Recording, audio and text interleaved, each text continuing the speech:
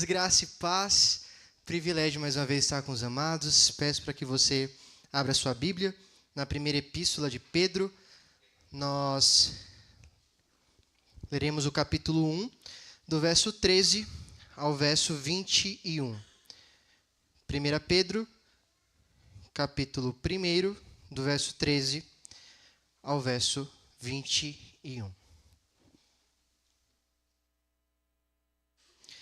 Assim então nos diz a palavra do Senhor. Por isso, cingindo-vos o vosso entendimento, sede sóbrios e esperai inteiramente na graça que vos está sendo trazida na revelação de Jesus Cristo. Como filhos da obediência, não vos amoldeis às paixões que tinhais anteriormente na vossa ignorância. Pelo contrário, segundo é santo aquele que vos chamou, tornai-vos santos também, vós mesmos, em todo o vosso procedimento. Porque escrito está: sede santos, porque eu sou santo.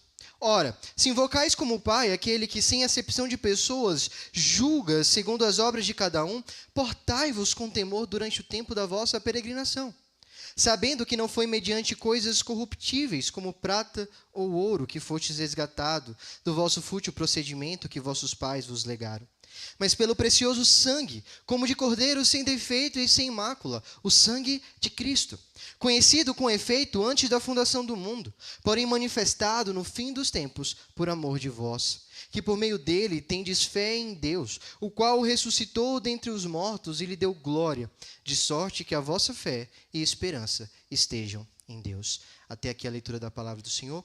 Façamos então mais uma oração. Senhor nosso Deus, obrigado pelo privilégio e pela oportunidade de neste momento aprendermos um pouco mais sobre quem o Senhor é.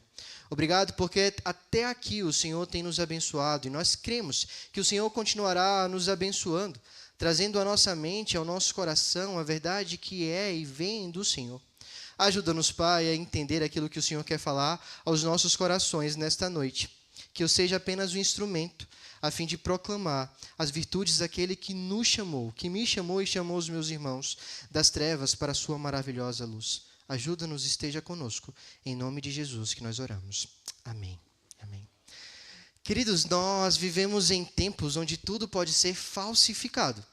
Um documento, por exemplo, pode ser falsificado, uma assinatura pode ser falsificada, uma notícia pode ser falsificada, principalmente em ano de eleição. Nós temos o grande fenômeno que tem acontecido durante as últimas eleições, chamada de fake news, que tem assolado os nossos WhatsApps, as nossas redes sociais, e muitas vezes tem privado o nosso cérebro e o nosso cognitivo de entender de fato a verdade. Alguém, da mesma forma, pode viver uma vida falsa dentro da igreja. Você pode apresentar a linguagem da igreja, e porque o crente tem o seu próprio dialeto, né? Então tem palavras que só falamos aqui, e só falamos nós, porque os outros nem sabem o que nós estamos falando. Nós podemos cantar as músicas da igreja em nosso carro, no som do nosso carro, só tocar música gospel. Nós podemos repetir expressões da igreja, frequentar os encontros que nós promovemos, e mesmo assim, carregar uma fé sem raiz, sem fruto, e sem marcas de uma verdadeira fé, pertencentes e profundas da graça de Deus. E, meus queridos, essa realidade deveria nos levar a pensar com seriedade nisso. Afinal, coisas que parecem extremamente verdadeiras, muitas vezes não são. Agora nós estamos com o fenômeno do álbum de figurinha da Copa. E os meninos que muitas vezes trocam figurinha depois do culto, então entendem que muitas figurinhas são falsificadas. Mas você olha e parece que ela é verdadeira. No entanto, se você olhar bem de perto, se você conseguir enxergar as marcas de uma figurinha verdadeira, você identificará que aquela, na verdade, não é.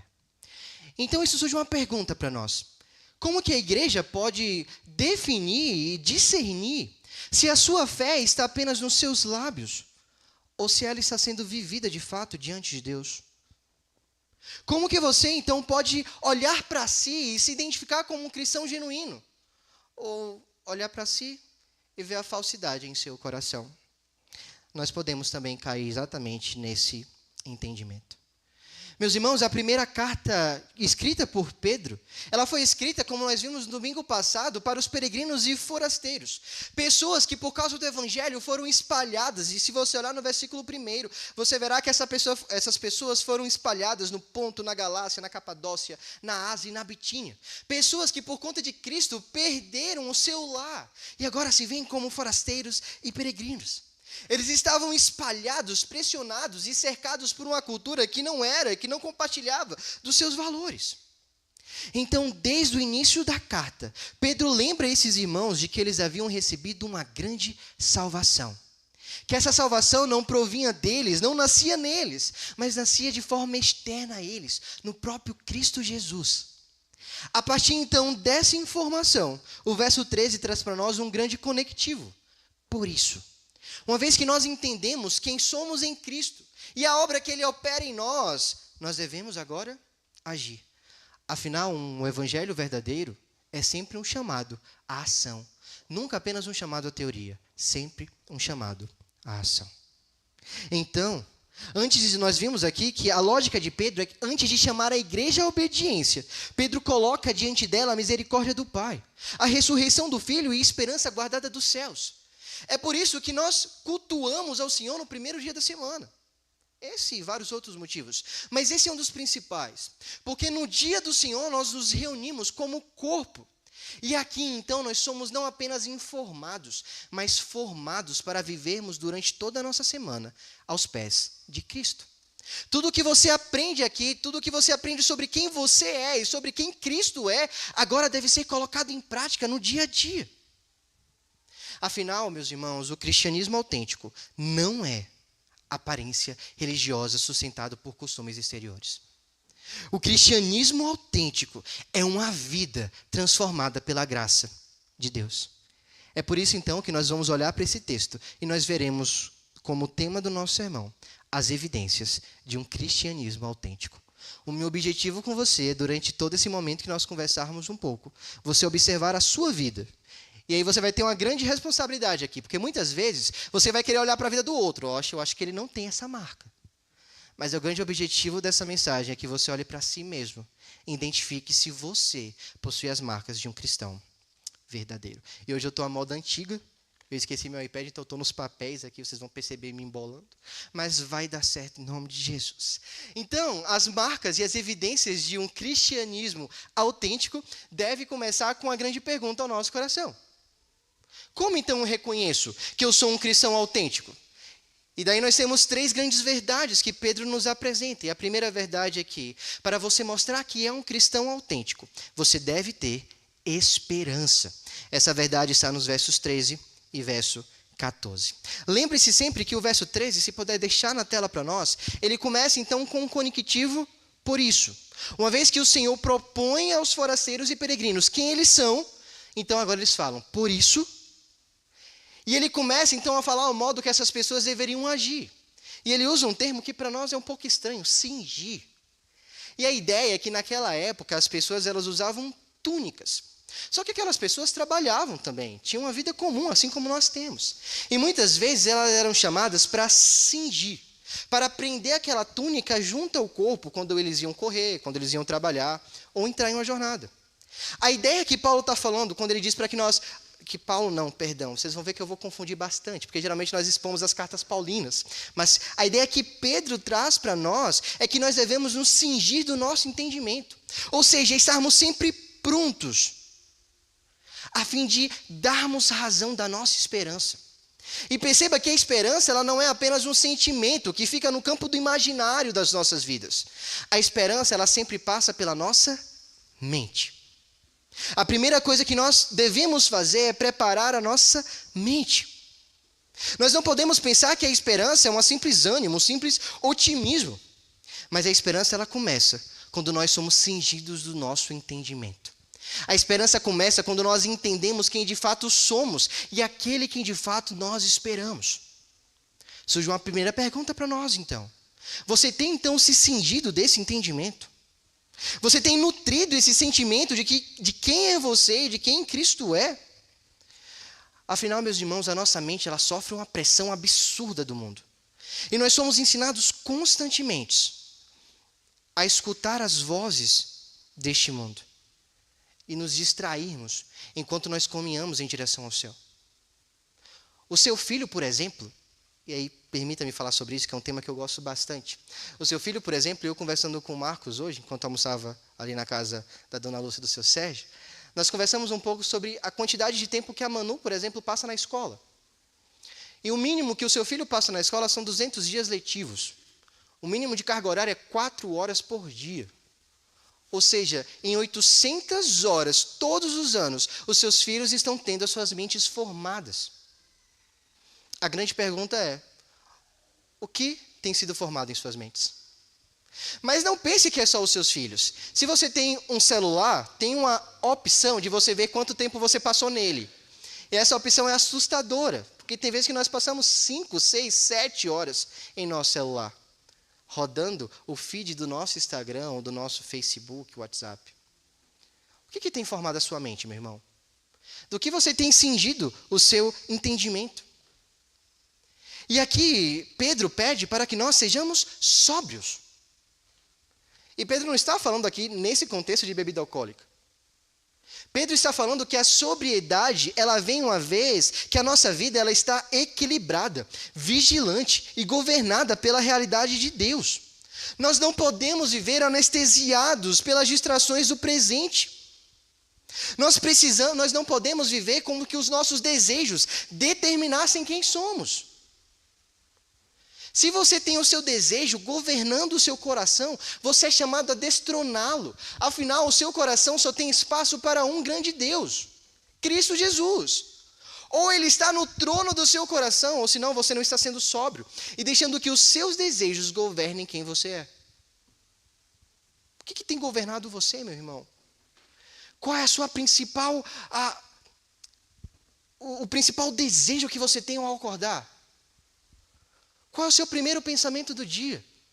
Quando você está com tempo livre, o que você quer fazer? O que você tem gastado a maior parte do seu tempo fazendo? Perguntas como essas revelam o nosso coração. E nós então precisamos fazer. Porque muitas vezes a nossa mente ela está preparada para o trabalho, para os estudos, para a conversa, para as redes sociais, para as preocupações da semana. Talvez você tenha chegado aqui e sua mente está pensando no seu trabalho de segunda-feira. Porque esse mundo ele é muito útil em nos distrair, em tirar de nós o que de fato importa. Você tem permitido que a sua caminhada ela seja interrompida pelas distrações desse mundo? Uma vez então que nós, seguindo o nosso entendimento, somos sóbrios, nós precisamos esperar inteiramente. É uma disposição inteira de coração. Não acontece apenas em um momento do seu dia. Nós temos uma grande dificuldade em muitas vezes sermos dualistas.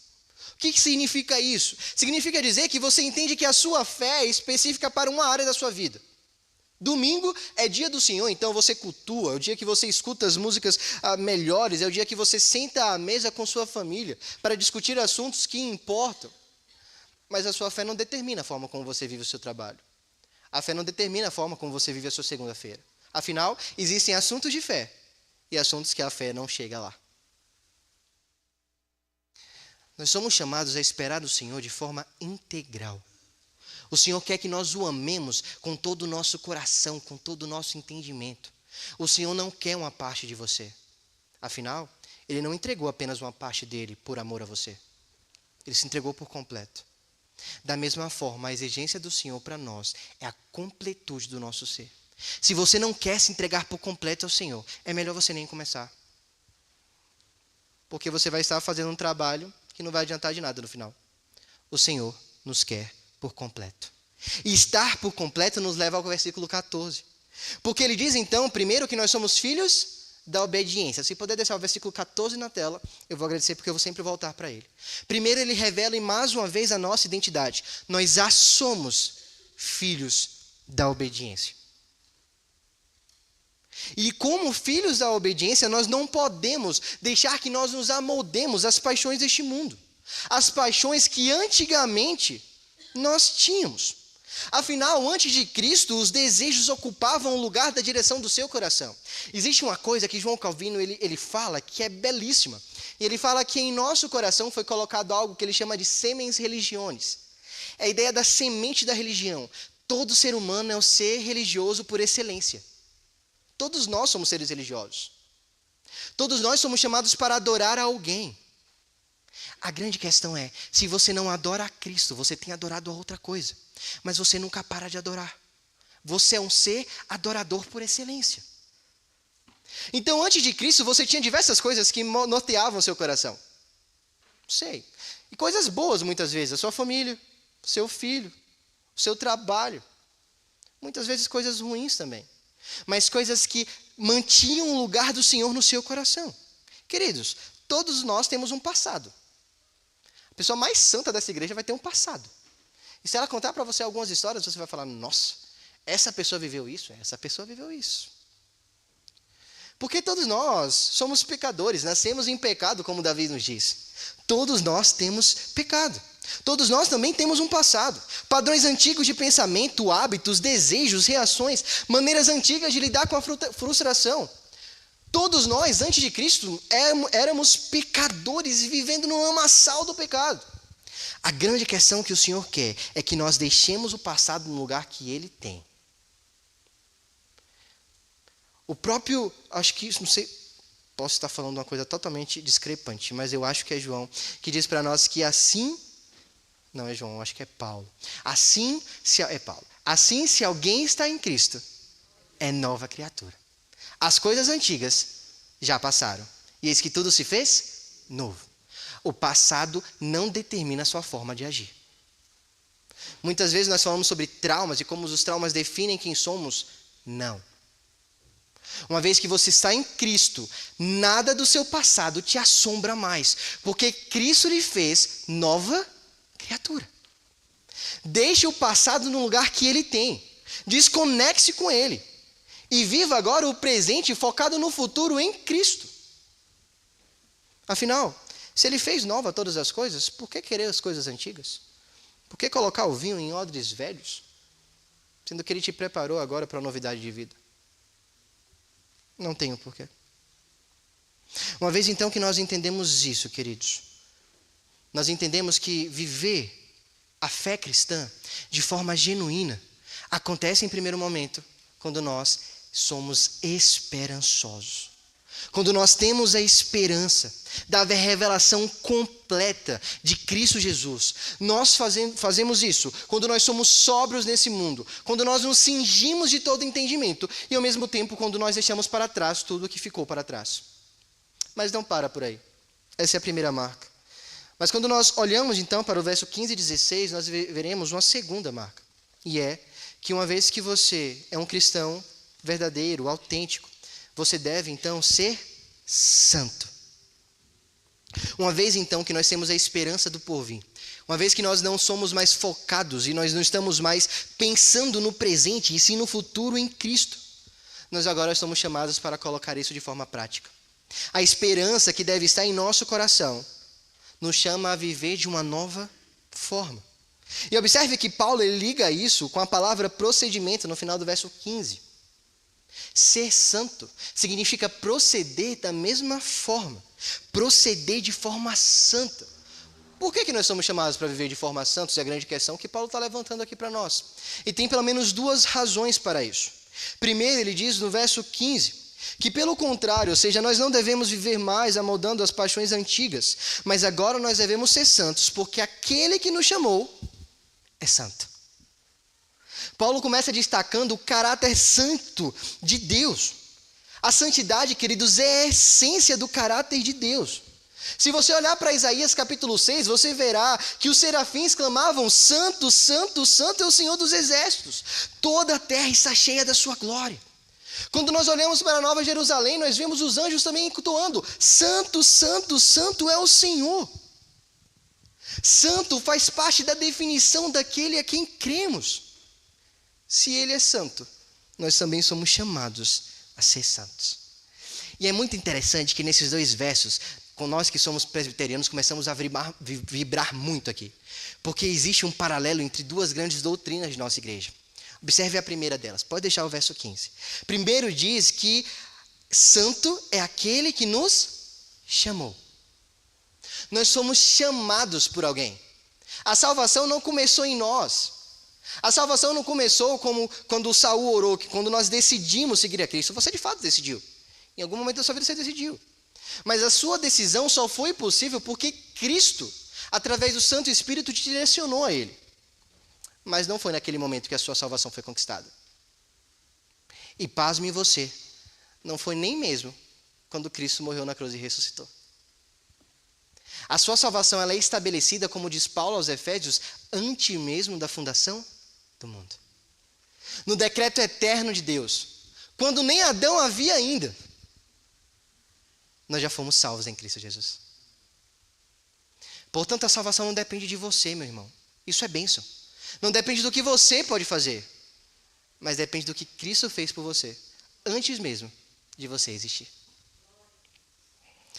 Queridos, essa expressão ela mostra que o Deus Santo, ele tomou a iniciativa de trazer-nos a si. Ele nos tirou, como eu orei, das trevas para a maravilhosa luz do reino do seu Filho. Mas agora, observe, nós somos chamados a proceder de igual forma. A nossa salvação, ela é um ato soberano de Deus, mas ao mesmo tempo, nós somos confirmados com a nossa responsabilidade durante isso. E o texto ele fala a mesma coisa. Nós somos chamados por aquele que é santo, mas agora nós precisamos nos tornar santos, também nós, em todo o nosso procedimento. E aí você me pergunta, Pedro deve ter tido algum devaneio aqui. Nós já somos santos e ao mesmo tempo precisamos nos tornar. O que está acontecendo aqui? Ser santo é uma característica inata a todos os filhos de Deus. Todos que são filhos são separados por Ele. No entanto, nós precisamos desenvolver a nossa santidade. A santificação é o processo que nós chamamos de sinergista. Ele não acontece apenas por Deus, mas nós também temos responsabilidade nele. Nós precisamos entender, conforme diz Levítico, e conversando mais uma vez, é porque eu passei o final de semana na casa do Gabriel e do Maicon, então a gente conversou muito sobre coisas boas e coisas também não tão interessantes. Mas vamos focar nas coisas boas. Vamos focar nas coisas boas. E aí nós conversamos um pouquinho sobre Levítico e como que Levítico tinha um bocado de ordem. E quando você lê a primeira vez Levítico, você fala, nossa, Levítico parece não acabar, né? Parece que não tem fim. E aí eu trouxe para eles uma nova perspectiva, porque Levítico é um livro que foi criado para nos mostrar o quão penoso é ser santo. Você já imaginou o cheiro que tinha o templo antigo? Você chega aqui, está tudo limpinho, a moça da limpeza veio, limpou o templo, você chega, não tem nada. Mas antigamente era tanto sacrifício. Deveria ter sangue em todas as paredes. Porque aquele povo, para se aproximar de um Deus que era santo, precisava fazer muitas coisas para que isso fosse possível. Porque eu tenho um encontro do santo com o pecador. Qual sacrifício está sendo sacrificado aqui agora? Nenhum. E a gente vai entender um pouquinho o porquê no capítulo 3. Eu acho que você já sabe, mas eu vou falar de novo para você. No entanto, Levítico nos mostra que nós devemos ser santos porque Deus é santo. E a verdade de Deus não muda. O Antigo Testamento não ficou para trás. Nós não olhamos apenas para o Novo Testamento. A ideia de que nós devemos ser santos continua. Nós devemos proceder de igual forma. Porque ser santo, ele não vai apenas da forma como nós vivemos o nosso dia a dia, mas também se refere à forma de cultuar. Falando com a classe de Timóteo hoje, nós falamos como que era difícil para aquelas pessoas se aproximarem do Senhor. Se você olhar para o seu saltério, você verá o livro dos Salmos, você verá pelo menos 15 salmos que eram entoados por aquele povo, quando eles subiam em direção ao templo em Jerusalém durante apenas 3 vezes no ano. Eles só poderiam cultuar 3 vezes ao ano. E quando eles iam, eles passavam o tempo todo cantando, confessando os seus pecados, se aproximando do Senhor, se preparando para o culto. O que você fez hoje de tarde? Para se preparar para estar aqui.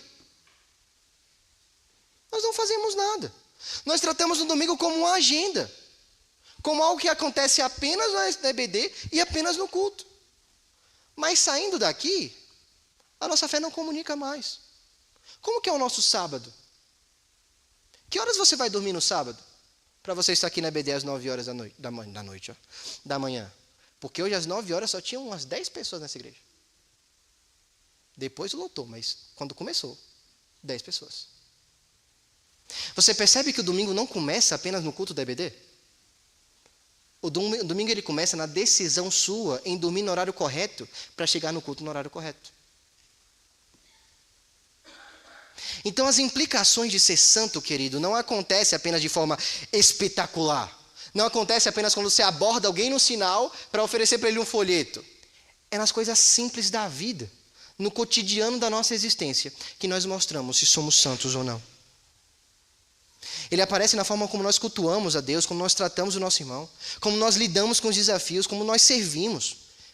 Ele acontece na sua casa, no seu trabalho, na criação dos seus filhos, nos seus estudos, nas suas conversas, nas redes sociais. Você precisa entender que você vive uma vida diante da face de Deus. Você não vive a vida diante da face de Deus apenas um domingo, mas a sua segunda, o Senhor ainda está ali. Quando você entra em seu banheiro, querido adolescente, o Senhor está ali. Quando você, marido, sai da sua casa, o Senhor continua com você. Quando você vai ao seu trabalho, o Senhor está ali. Quando você faz uma prova da universidade, o Senhor está ali. Então viva como quem vive diante da face de Deus. Meu irmão, você foi comprado por um preço para ser santo. Seja santo. Desenvolva a sua santidade. Porque isso é a nossa expectativa. A nossa grande expectativa de vida deveria ser santos como nosso Deus é santo. Porque basta para o servo ser que nem o seu Senhor. Basta para o seu discípulo ser igual ao seu mestre. O nosso mestre é Cristo, meus irmãos. Ele é o padrão da nossa existência. Sejamos como ele foi. Vivamos como ele viveu. E eu sei que isso confronta você. Porque isso confronta a mim também. Quantas vezes eu sou tentado a faltar o culto? Quantas vezes eu sou tentado a não entregar o meu melhor no meu seminário? Quantas vezes eu sou tentado a sair daqui sem falar com ninguém, porque eu estou cansado e quero ir embora? Quantas vezes nós somos tentados a pecar? Você não está sozinho nessa luta, todos nós passamos por isso. Mas eu preciso lhe perguntar isso, porque a Bíblia lhe pergunta: a sua vida tem demonstrado que você pertence ao Deus Santo? As suas conversas revelam o temor do Senhor?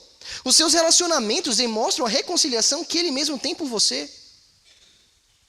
Mas ao mesmo tempo que isso nos confronta, isso também nos consola, queridos. Isso nos consola. Porque tornar-se santo significa que nós estamos em um processo. Processo ascendente, é claro, mas é um processo. Então talvez você não tenha conseguido deixar todos os seus pecados. E sinceramente, tá tudo bem. Vamos continuar. Tem vezes que você cai no pecado o tempo todo. E eu sei que isso afeta o seu coração. Eu sei que você fica triste quando você cai. Eu sei que muitas vezes você fala assim: ah, não, eu não tenho força. Ah, não, eu já tentei deixar, mas eu não tenho força. Mas faça um retrospecto da sua vida. Quando você começou essa jornada, como que você era? E se você olhar para agora, você com certeza cresceu em algum ambiente. Alguns pecados que você cometia antes, você não comete mais. Mas tem outros que são mais difíceis, que o processo será mais longo.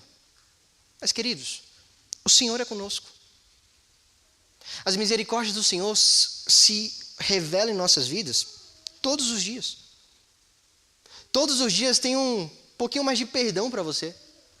Todos os dias tem um pouco mais de longanimidade do Senhor para você.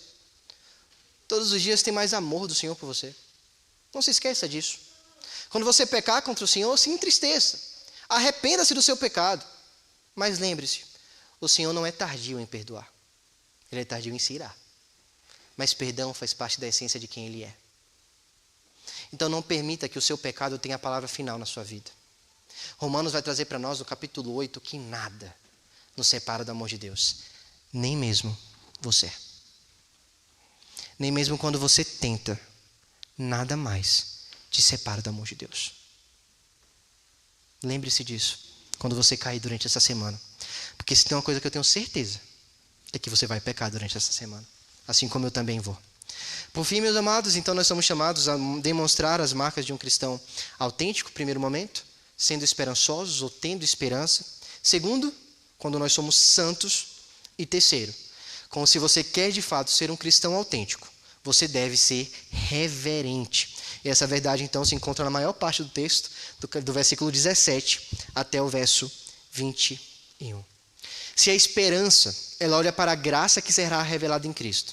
Se a santidade, ela revela que pertencemos a um Deus santo, a reverência, então, nos ensina a viver diante do Pai, que julga com justiça, e do Cristo que nos redimiu com seu precioso sangue.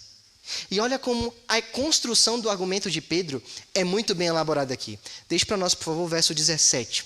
O verso 17 nos diz, então, que nós invocamos primeiro ao nosso Pai. Ele faz uma pergunta.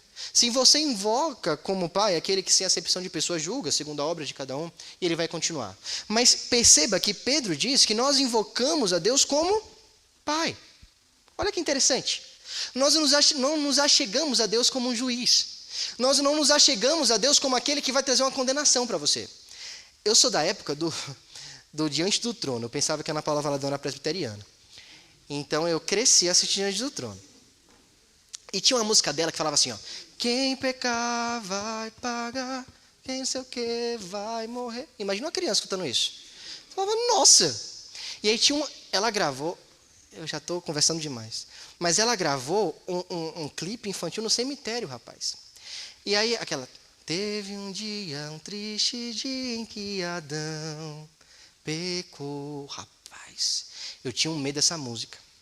Então, essas construções pequenas me fizeram entender na minha infância Deus como aquele juiz que fica como se fosse com um machado na mão, e eu pecava, pronto. E minha mãe ainda teve a brilhante ideia de falar que quando chovia era porque Deus estava chorando porque eu pequei. Ixi! Toda vez que chovia, eu falava, nossa, Deus, pequei contra o Senhor, enfim. Mas muitas vezes nós temos essa característica, né? De olhar para Deus como aquele juiz implacável. Pecou, pagou, morreu. Nós temos essa ideia, né? Mas se você parar para prestar atenção nesse quesito, o que aconteceu com Adão? A promessa para Adão foi exatamente essa. Se você comer da árvore, certamente você morrerá. Adão pecou, morreu. Depois, no momento não. Porque a graça de Deus livrou Adão da morte naquele mesmo momento. E se você olha para Gênesis 3, versículo 15, você verá um grande proto-evangelho surgindo. Quando o Senhor fala que é justamente o descendente da mulher esmagaria a cabeça da serpente. Já ali, a graça de Cristo começa a se revelar. Já ali, a graça para Adão. E a graça também a mim e a você. Então nós podemos nos achegar ao Pai clamando Abba Pai, que é exatamente o diminutivo, papai. Nós conseguimos agora olhar para o Senhor como o grande Pai das nossas vidas. Nós podemos nos dirigir a Ele como filhos. Não filhos apenas que foram perdoados, mas filhos que foram adotados e inseridos na família. Querido, você faz parte da família daquele que é todo-poderoso. Isso é uma verdade bíblica para você.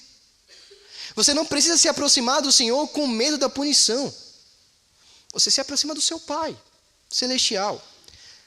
No entanto, a paternidade de Deus não diminui a seriedade da vida cristã.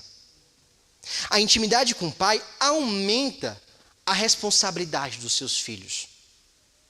O padrão que o pai possui em sua casa determina o padrão que o filho então deve seguir também. E é exatamente essa a construção de Pedro.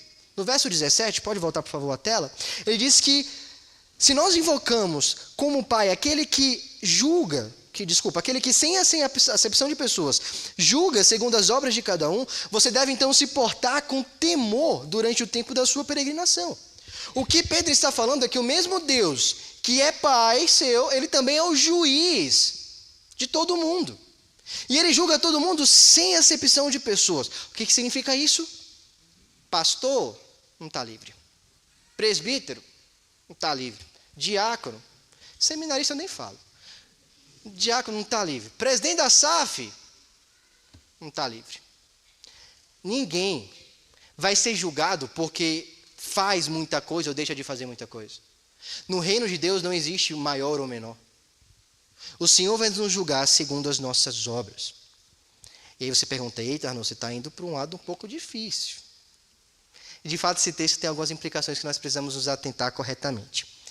Pensa comigo. O verso 15 nos falou que nós somos chamados por aquele que é santo. Nós começamos então o nosso processo de salvação nele. E terminamos nele, porque Paulo vai falar que fiel é aquele que vai completar aquilo que ele já iniciou. Então toda a nossa salvação depende dele. No entanto, nós somos chamados para a prática de boas obras. A salvação ela é comunicada através das obras que você faz. As obras não determinam a sua salvação. No entanto, elas revelam a salvação que já chegou até você. Então, se você quer entender se você é salvo ou não, observe as suas obras. Ela não determina, mas comunica. O Senhor nos julgará da forma como nós procedemos, de fato. E por que você consegue fazer boas obras? Você já parou para pensar nisso? Por que nós conseguimos nos apresentar ao Senhor com boas obras? Porque mesmo quando nós fazemos uma coisa muito boa, as nossas mãos estão sujas. Então pensa que eu estou oferecendo para você uma grande pizza. A melhor pizza que você já comeu na sua vida. No entanto, eu acabei de jogar futebol, passei a mão naquele gramado onde várias pessoas pisaram, e eu pego a pizza com a minha mão e te entrego. Você come? Não vai comer. Porque pode ser a melhor pizza, só que ela foi contaminada. Então, sem Cristo, a nossa tentativa de nos achegar a Ele com as boas obras é uma pizza na mão contaminada. No entanto, o que o Espírito Santo faz? É como se Ele nos desse aquela luvinha de plástico para a gente pegar a pizza. Primeiro Ele lava a nossa mão, né? Lava a mão, nos dá a luvinha e nós distribuímos a pizza. Nós só conseguimos fazer boas obras porque o Espírito Santo nos capacitou a tal. Ele nos leva a tal. É por isso, então, que nós podemos nos aproximar do Senhor com as nossas obras. É o que Tiago fala e que nós aprendemos aqui durante alguns domingos, quando nós expomos a carta de Tiago. Quando ele fala, mostre-me as suas obras, eu mostrarei a sua fé. As obras comunicam a nossa fé. É então que nós precisamos, sim, nos tratar com reverência. E de reverência o presbiteriano entende bem, ou deveria entender. Só que a reverência não acontece apenas no culto. Porque não adianta eu ter reverência no culto e não ter reverência na minha vida. Muitas vezes nós chegamos a esse lugar e parece que nós vestimos uma grande máscara. E somos a pessoa mais reverente. Nós nem olhamos para um lado e para o outro, porque é pecado, tem que manter firme, presbiteriano. Mas chega na segunda, você vive uma vida como qualquer pessoa. A reverência que o Senhor nos chama a viver é uma reverência em todos os momentos. Observe o final do verso 17, porque ele diz que nós devemos viver com temor durante todo o período da vossa peregrinação. Ao acordar, ao levantar, ao colocar uma comida, ao ir trabalhar, em todo momento nós devemos viver como pessoas reverentes. Porque a reverência ela não tem dia específico. A reverência acontece durante todos os dias da nossa vida. Pedro nos diz que nós somos resgatados do vosso fútil procedimento. E resgate aqui significa alto preço. Cristo pagou o preço do nosso resgate. E aí, a partir do verso 18, a gente tem um ápice imenso no texto. Porque ele começa a falar para nós que não foi por coisas corruptíveis, como prata ou como ouro, que nós somos então salvos, que nós somos então resgatados. E prata e ouro é as coisas mais importantes daquela época. Então imagina, Pedro está falando não foi por isso. Mas o verso 19 mostra isso. O verso 19 diz que foi pelo precioso sangue, como de cordeiro sem defeito e sem mácula. E ele especifica o sangue de Cristo. É diante do sangue precioso derramado por Cristo que nós somos chamados então a viver de forma reverente. O sangue de Cristo dá peso à vida que nós devemos viver. Meus queridos, você foi resgatado e para você ser resgatado, Cristo pagou alto preço. Como então você quer viver a vida da maneira como você deseja? Como que você quer proceder da forma como você bem quiser? Sendo que o sangue do seu Deus foi derramado em favor de você. Quando nós olhamos para Cristo, nós somos constrangidos com a vida de serviço abundante, de entrega exponencial, para que então nós vivamos em todo o nosso período de peregrinação com temor ao Senhor. Meus irmãos, Cristo é a razão da nossa existência. Se você tirar Cristo de nós, você tirou tudo. Se eu pregasse até aqui e não falasse sobre Cristo, eu dei tudo, dei uma palestra, eu posso ter dado uma aula, mas eu não preguei. Pregação é comunicar a Cristo. Viver a vida dentro da igreja é viver a vida em Cristo. O Cristo, então, que foi conhecido, como diz o verso 20, antes da fundação do mundo. Ele estava lá quando nada ainda havia. O Cristo que formou todas as coisas. Como João nos diz, nada foi feito sem ser feito pelo intermédio dele.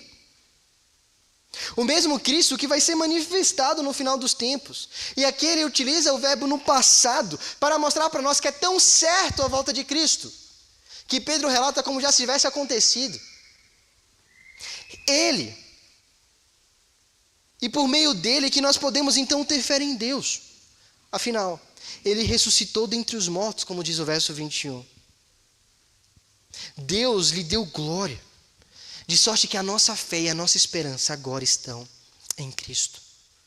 O que aqueles forasteiros e peregrinos precisavam lembrar naquele momento é que a sua fé, ela estava arraigada, fixada no Cristo que sofreu para que nós então pudéssemos ter vida. É Cristo que sustenta a vida da igreja durante o período de peregrinação. É Cristo que sustenta os missionários que muitas vezes entregam as suas vidas por amor a Ele. É Cristo, meu irmão, que vai sustentar você quando você, em meio ao trabalho, não o negar. É Cristo que vai sustentar você quando essas portas dessa igreja forem fechadas por o nosso governo. É Cristo que vai sustentar você, que vai fazer com que você entre nas matas para cultuá-lo, que vai fazer com que você tenha a Bíblia em sua casa, mesmo que isso se torne perseguição à sua vida. Que quando o nosso país, que está caminhando por um secularismo absurdo, mesmo quando isso aconteça, Cristo será o firme fundamento que a sua vida estará arraigada. Se não for Cristo, meu irmão, você não conseguirá ser um cristão autêntico. É Ele, por meio dele, para Ele que a sua vida acontece. A pergunta que fica então é: você tem se firmado em Cristo? Nos momentos de dificuldade, Cristo tem sido a sua pedra fundamental? Nos momentos de alegria, é a Cristo que você agradece? Nos momentos de tristeza, é a Cristo que você ora? Cristo tem sido o fundamento da sua vida? E você tem demonstrado isso com a reverência como você vive os seus dias? Eu sei que não é fácil. Eu sei que para os nossos adolescentes não é fácil. Eu sei que muitas vezes vocês, adolescentes, são tentados a viver uma vida que olhe para o outro, que tenha aceitação do outro. Uma vida que seja vivida de maneira alegre e feliz nesse mundo. Você é tentado a olhar para aquele influenciador e ver ele nas festas e querer estar ali com ele. Eu sei que você, homem, mulher, que trabalha, você olha para o seu trabalho e vê tanta gente fazendo tanta coisa errada e crescendo financeiramente. E você é tentado também a muitas vezes proceder de igual forma. Eu sei que muitas vezes para você não é fácil olhar para a sua criança e mesmo quando ela te desrespeita, mesmo quando você está cansado, você ensiná-la nos caminhos do Senhor. Eu sei que não é fácil para você, meu irmão. Mas no mundo onde quase tudo pode ser falsificado, a fé nunca é. No meio onde tudo pode passar pelo processo de falsificação, a sua fé nunca passará perante o Senhor. Se as marcas de um cristão autêntico não forem vistas na sua vida, significa dizer que você não precisa amadurecer na fé. Você precisa se converter. Eu sei que é pesado isso. Mas seria muito utópico para nós pensarmos que em nossos bancos de igreja, não estou falando apenas da igreja presbiteriana Maranata, mas na igreja em geral, instituição, que nos bancos da nossa igreja só tem crente. Não. Existem muitos que precisam se converter de fato. E se essa mensagem, meus queridos, ela te levou a isso, entenda que o Senhor está de braços abertos te esperando. Entenda que no Senhor há um lugar a você. Entenda que no Senhor há verdade a sua vida. Se você entender hoje que você precisa amadurecer na fé, lembre-se sempre, e aqui eu concluo já, lembre-se sempre que você precisa então olhar para essas marcas visíveis. Ore por isso. Ore para que o Senhor lhe conceda esperança. Ore para que o Senhor lhe conceda santidade, para que você viva uma vida de santidade. Ore para que o Senhor lhe conceda reverência, a forma de viver esse mundo. Afinal, meus irmãos, o cristianismo autêntico não está na sua aparência religiosa. Você pode se portar como um crente, você pode adentrar essa igreja todos os dias. As pessoas podem olhar para você e falar: nossa, que cristão, gente boa. Mas se quando ninguém está olhando, você não age como um cristão, meu irmão, o Senhor te olha. O Senhor está ali, todos os momentos. Portanto, lembre-se disso. Lembre-se que a evidência de um cristianismo verdadeiro aparece em uma igreja que espera no Senhor. Uma igreja que se consagra todos os dias a Ele. E uma igreja que vive com um temor reverente. Não com o medo de um juiz implacável, mas com o temor de um filho que foi agraciado pela paternidade do Deus que está presente. E lembre-se, eu sei que eu te bati um pouco hoje, deixa-me amansar o seu coração. Lembre-se que a caminhada ela nunca termina no sofrimento. Ela nunca termina na pressão desse mundo. Ela nunca termina nas tentações do presente. Ela nunca termina nas lutas da sua peregrinação. Porque a verdadeira caminhada cristã termina e tem o seu ponto final em Cristo, na eternidade juntamente a Ele. Meus queridos, a graça que hoje nos sustenta é a mesma graça que será plenamente manifestada naquele dia. Façamos jus ao nome desta igreja e clamemos com força: Maranata, vem, Senhor Jesus.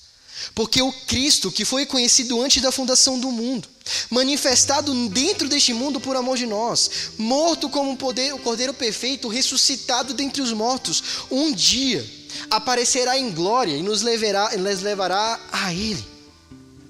Meus irmãos, naquele dia a esperança, ela será vista com os olhos, a fé será transformada em contemplação e a nossa peregrinação dará lugar à herança incorruptível que o Senhor lhe entregou.